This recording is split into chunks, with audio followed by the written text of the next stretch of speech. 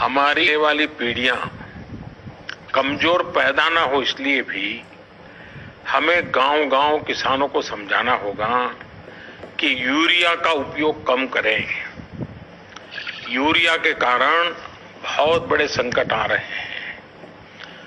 Urea से हमारी मिट्टी, हमारे जल, उस पर बहुत विपरीत असर होता है। और इसलिए पल्लवी जी, आप जैसे प्रधान गांव वालों को समझाए कि भाई अब गांव में पहले अगर 10 थैली आता था यूरिया तो अब 5 थैली आएगा, पहले 100 थैली आता था तो 50 थैली आएगा, हम आधा कर देंगे। आप देखिए पैसा भी बचेगा और ये हमारी धरती माता भी बचेगी। तो मैं चाहूंगा कि जब पंजाब के किसानों से बात हो रही है और पल्लवी जैसे प्रधान से बात हो रही है, तो मुझे पक्का विश्वास है कि आप ये काम करोगी और मेरी तरफ से आपको बहुत बधाई, बहुत शुभकामनाएं। आइए हम महाराष्ट्र चलते हैं। भोले भाले किसान अधिक उत्पादन के लालच में फंसकर रासायनिक खाद व कीटनाशकों का प्रयोग करने लगे। बैलों की जगह ट्रैक्टर से जुताई होने लगी। शुरुआत में कम रासायनिक खादों के प्रयोग से अधिक उत्पादन हुआ। धीरे धीरे रासायनिक खादों के प्रयोग के कारण भूमि की उर्वरा शक्ति क्षीण होने लगी, जिसकी वजह से उत्पादन घटने लगा तथा फसलें कमजोर होने लगी। फसलों के कमजोर होने के कारण उनमें रोग व कीट लगने लगे। रोग व कीटों से फसल की सुरक्षा के लिए और अधिक कीटनाशकों का प्रयोग होने लगा। एक तरफ ज्यादा उत्पादन के लिए अधिक रासायनिक खादों का प्रयोग होने लगा, वहीं दूसरी तरफ फसलों को रोग व कीटों से बचाने के लिए अधिक विषाक्त कीटनाशकों का प्रयोग बढ़ गया, जिसके कारण उत्पादन लागत बढ़ी और किसान को लाभ कम होने लगा, बल्कि छोटे किसान कर्ज में डूबने लगे।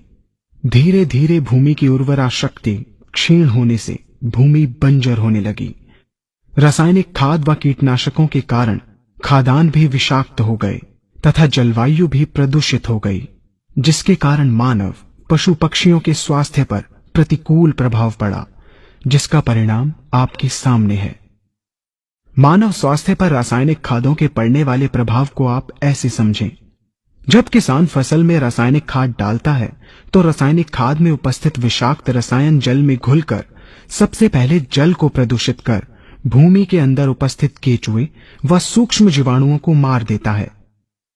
ये बात सभी किसान अच्छी तरह से जानते हैं कि केचुए व अन्य सूक्ष्म जीवाणु भूमि की उर्वरा शक्ति को बढ़ाने के लिए अति आवश्यक होते हैं।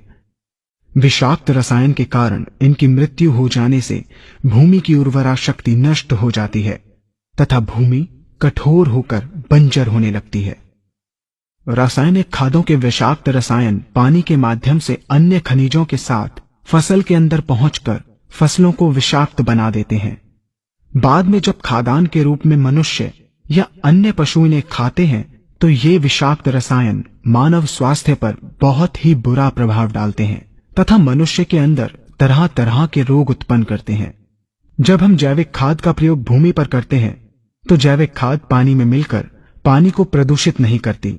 जैविक खाद भूमि के अंदर उपस्थित उर्वरा शक्ति को बढ़ाने वाले जीवाणु तथा केचुओं की संख्या को तीव्रता से बढ़ाती है, जिससे भूमि की उर्वरा शक्ति बढ़ती है तथा भूमि छिद्र युक्त एवं भुरभुरी हो जाती है, जिससे वायु और प्रकाश भूमि के अंदर गहराई तक प्रवेश करते हैं, जिसके कारण भूमि में तापमान एवं आर्द्रता का संतुलन बना रहता है और फसलें मजबूत होती हैं।